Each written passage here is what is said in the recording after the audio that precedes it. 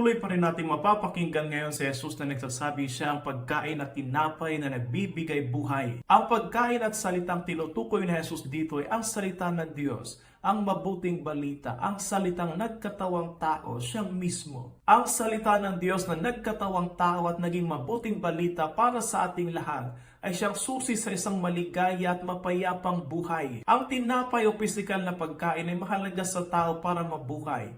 Pero paano natin bubuhayin ang ating buhay espiritual? Walang kabuluhan at silbi na malakas ang ating pangangatawan, macho at maganda ang ating katawan, ngunit bulok naman ang ating kaluluwa at ang ating spiritual na buhay. Kung ganito ang kalagayan ng ating buhay espiritual, puro kapighatian at kalungkutan ang ating dadanasin. Kapag may relasyon tayo sa Panginoon at ginagawa natin pagkain at sustento sa ating buhay ang kanyang mga salita, ang mabuting balita, wala nang hindi panig sa atin. Mapapalad ang ating buhay. Lalakas hindi lang ang ating katawan, kundi ang ating kaluluwa at buhay espiritual. Sinabi ni Jesus, ang nananalig sa akin ay may buhay na walang hanggan. Napakagandang pangako ni Jesus para sa ating lahat. Kaya manalig tayo sa Kanya at gawin siyang pang-araw-araw na pagkain sa ating buhay.